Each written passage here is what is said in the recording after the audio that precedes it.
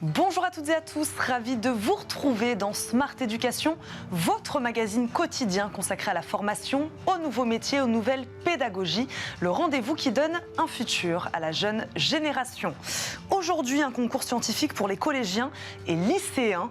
C'est génial, c'est tout simplement le fruit d'un partenariat entre la Fondation C'est Génial et le dispositif du gouvernement Sciences à l'école. Alors que les études récentes montrent plutôt que la confiance des jeunes dans la science s'effondre, le concours a justement pour ambition de revaloriser et promouvoir l'enseignement des sciences et le faire grâce à un projet bien concret, jugé ensuite par un jury composé d'industriels, de chercheurs et de membres de l'éducation nationale. Nous en parlons aujourd'hui avec Frédéric Restagno, président du comité scientifique du concours C'est Génial. Il est notre invité. Bonjour. Bonjour. Bienvenue dans Smart Éducation. Merci beaucoup de nous accompagner aujourd'hui. Vous êtes physicien, Frédéric Restagno, directeur de recherche au CNRS et donc nouveau président du comité scientifique du concours C'est Génial. Comment ça s'est passé cette nomination? Comment vous êtes retrouvé là? Bien, ça, c'est les gens à la fois de la Fondation C'est Génial et de Sciences à l'école qui ont dit il faut un nouveau physicien. Ouais. Alors, je ne suis pas sûr qu'ils aient dit un physicien, mais il se trouve que mon prédécesseur était Gabriel Chardin, était physicien aussi. Et voilà, qui a envie de s'investir, de passer du temps dans la transmission des savoirs envers les plus jeunes. De quel constat est né ce concours? Je parlais en effet, là, en préambule de cette émission, d'une confiance des jeunes envers la science qui n'est pas au beau fixe. Est-ce que c'est ça peut-être aussi qui a contribué au fait de lancer ce projet? Ouais. Il y a la question de la confiance, effectivement, des jeunes vis-à-vis de la science, mais je crois qu'à l'origine, c'était plutôt une espèce de désaffection des jeunes pour la science ou d'une désaffection de la société pour la science qui a motivé ça. Une espèce de sentiment qu'il y a un hiatus entre les besoins de la société qui sont très forts en sciences et puis de moins en moins de jeunes qui ont envie de se tourner vers les études scientifiques. Alors pourquoi ce concours, un concours comme celui-ci, peut-il selon vous développer l'appétence des jeunes pour les sciences? Bien, ce concours, c'est un concours où on travaille sur un projet en classe entière ou en petit nombre, qu'on définit avec son professeur ou avec ses camarades de classe, et on le mène sur une année, voire sur plusieurs années, dans certains cas. Et donc ce travail en projet, qui est très différent du mode de travail classique des sciences, je dirais, c'est très motivant, puisque finalement, on a une espèce de démarche qui n'est pas celle où le professeur connaît la solution, ne sait pas exactement ce qu'on va devoir trouver. Et on essaye, on cherche, on tâtonne, on va chercher des compétences ailleurs. Et ça, c'est très motivant pour les jeunes. Comment ça marche? C'est sur la base du volontariat? Ce sont vous qui allez chercher les enseignants? Est-ce que ce sont eux qui viennent à vous? Comment ça se passe? Alors, ce sont les professeurs qui sont mis au courant que ce concours existe. Et puis, soit ils ont un projet qu'ils veulent valoriser, qui est déjà bien avancé, soit il y a beaucoup de clubs scientifiques dans les établissements scolaires. Et les professeurs, sur les projets qui avancent le mieux, avec les élèves qui sont le plus motivés pour aller jusqu'au bout de cette démarche-là, disent « Ah ben nous, on veut bien s'inscrire au concours et on y va ». Et donc, vous disiez qu'ils s'intègrent pleinement, finalement, au cursus scolaire de l'élève, puisque cet élève est amené à travailler toute l'année, des fois même plusieurs années, sur un projet avec son enseignant, son professeur? Oui, c'est ça, ce projet ne fait pas partie des choses qui sont évaluées directement par l'école, mais c'est vraiment dans le cursus, ça se fait dans les établissements scolaires, encadré par les professeurs, et donc c'est vraiment au cœur des apprentissages à l'école. Quel est selon vous, là je parle plutôt de votre expérience, de votre ressenti, quel est selon vous le potentiel des jeunes générations sur ces sujets scientifiques, dans le domaine de l'innovation scientifique?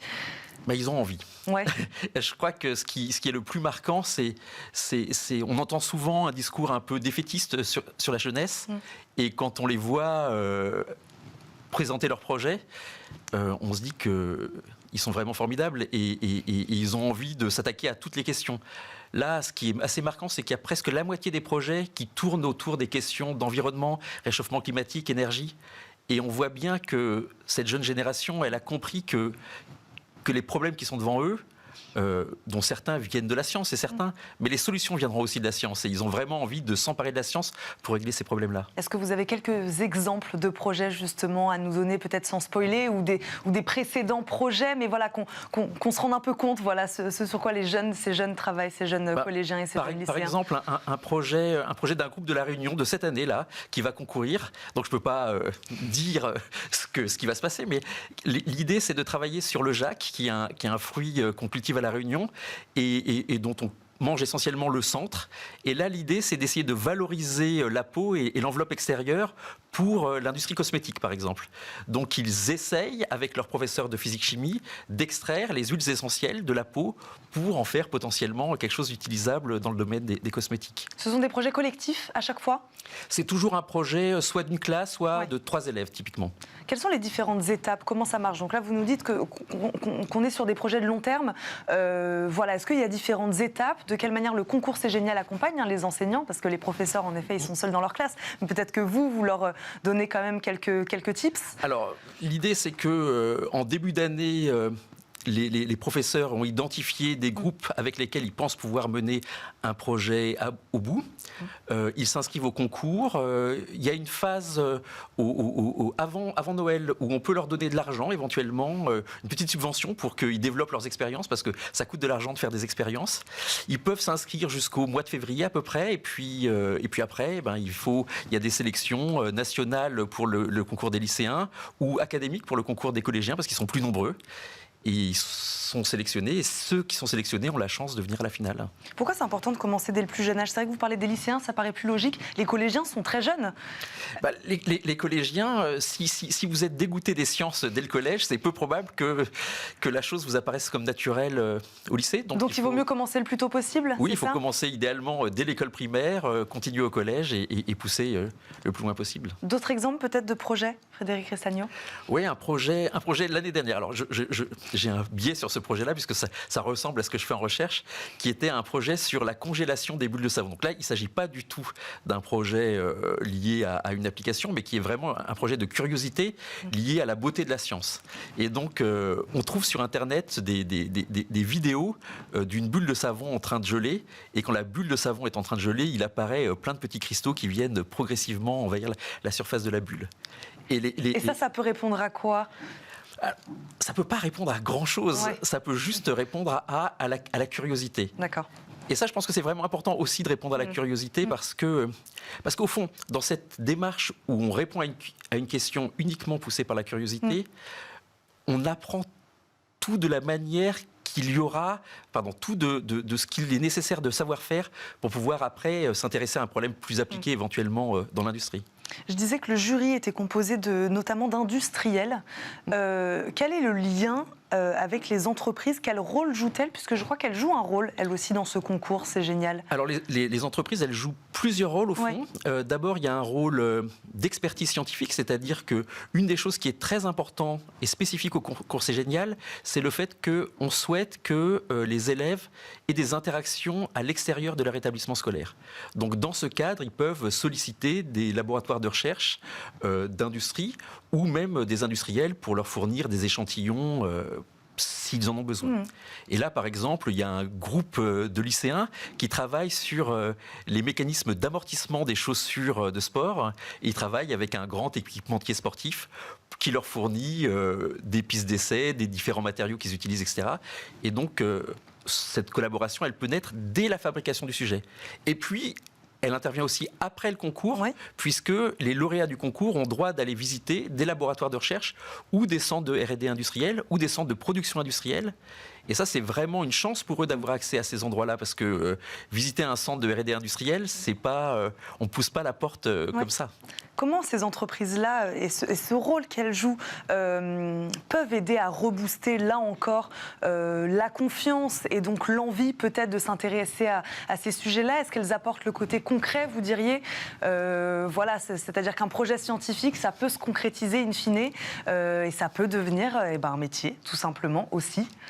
Oui, effectivement, elles sont là pour amener la preuve que c'est concret. Malheureusement, après des années d'études de physique, de chimie ou de SVT, etc., il y a encore des élèves qui disent que tout ça est très abstrait. Donc c'est quand même dommage de faire toutes ces années d'études pour en arriver à la conclusion que la science est abstrait.